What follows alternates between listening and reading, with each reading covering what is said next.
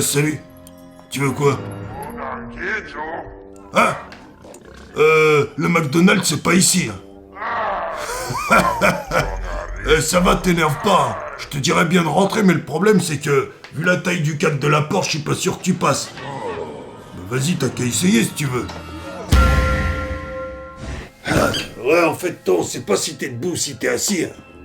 Bon, la dernière fois, on a vu que les grandes puissances, elles voulaient tout manger et rien laisser aux autres. Un peu comme toi.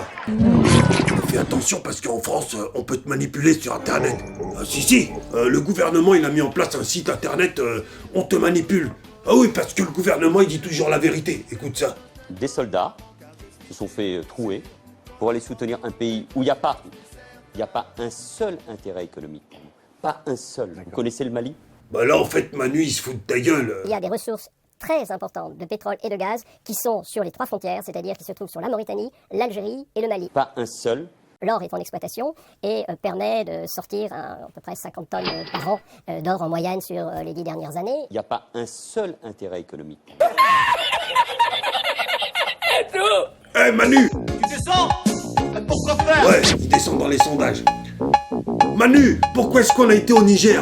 Et il y a un pays, et il y a un intérêt fondamental, c'est l'uranium. Areva. 3e producteur mondial d'uranium, le Niger tire seulement 5% de son PIB de sa production. Areva. Tout manger et rien laisser aux autres. Pour évidemment nos industries dans le nucléaire, mais il n'y a aucune honte à le dire. Il y a aussi aucune honte à dire que c'est un gros menteur. Les services secrets syriens sont venus il y a 2 ans lui proposer la liste de tous les djihadistes français opérant en Syrie. Bernard Squarcini s'est tourné vers son homologue français qui a dit effectivement ça m'intéresse mais il faut que je réfère au Premier ministre Manuel Valls. Manuel Valls a dit pas question, nous n'échangeons pas de renseignements avec un régime tel que la Syrie. T'as vu ça? Pour garder son poste, il est prêt à nous faire avaler n'importe quoi en fait. Un peu comme toi en fait. Ouais, tu pourrais travailler à la télévision, hein. Bah ouais, à la télévision aussi, ils essayent de nous faire avaler n'importe quoi. Ouais, alors ça c'est comment ils nous ont parlé des événements de la Libye à l'époque. La Libye? J'ai pas demandé si t'avais un alibi, qu'est-ce que tu me racontes? Les rebelles estimés dans une phase décisive après avoir pris le contrôle de plusieurs villes clés, ils sont entrés hier dans Brega, à l'est du pays. Ah ouais, petite mise au point. Ça, c'est les rebelles dans Star Wars. Ouais, ils ont l'air gentils. Et ça, c'est les rebelles à la télé. Mais non, je me fous pas de ta gueule, regarde. Une nouvelle victoire pour les rebelles libyens à l'est du pays.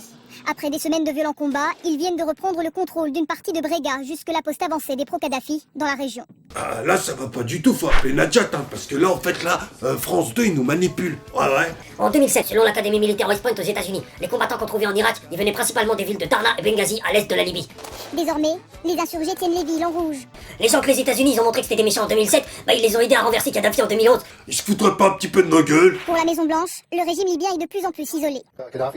Les forces de Kadhafi sont affaiblies, ces dernières victoires le prouvent. Je pense que les jours de Kadhafi sont comptés.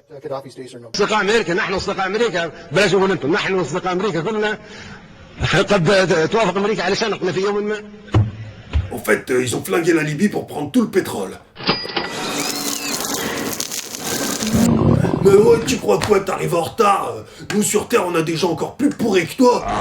On en a un, il s'appelle Sarkozy. Ouais, d'ailleurs, je me demande si c'est pas ton cousin.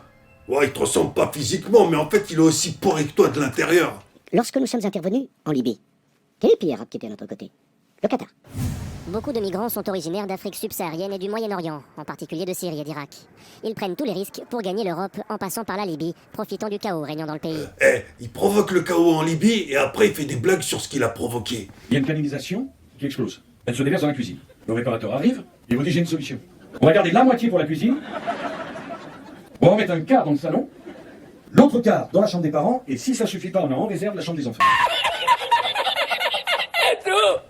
À mon avis, il prend de la drogue. On a reçu le coup de pied au derrière, mais que c'est pas parce que vous voulez renverser la table que vous descendez de la voiture, dont vous abstenez de choisir le chauffeur.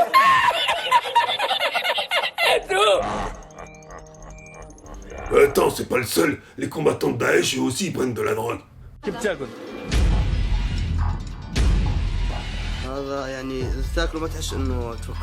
Ah ouais, c'est vrai, t'as pas suivi l'histoire de Daesh, toi. Ayons conscience que cet État islamique, Daesh, nous l'avons nous-mêmes en grande partie enfanté. Bah en tout cas, dans ce merdier international, ce que je peux te dire, c'est que les États-Unis, ils donnent des armes à Daesh. La France, elle donne des armes aux rebelles qui font aussi partie de Daesh. L'Angleterre, elle donne des armes aussi. Les Allemands, ils donnent des renseignements aux rebelles qui font aussi partie de Daesh. En Jordanie, il y a des camps d'entraînement de Daesh sur son sol. Israël, il soigne les combattants de Daesh. Analysts believe that Israel is acting on the basis that my enemy's enemy is my friend, as by far its number one threat.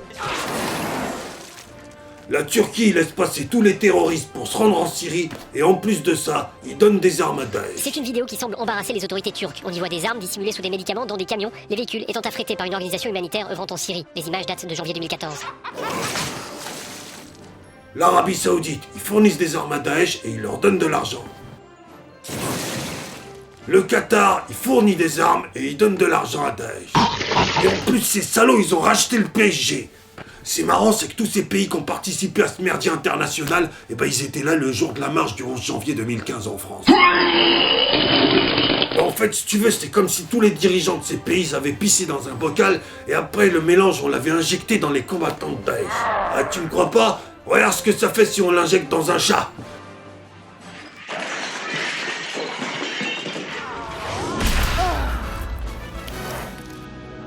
T'as vu ça?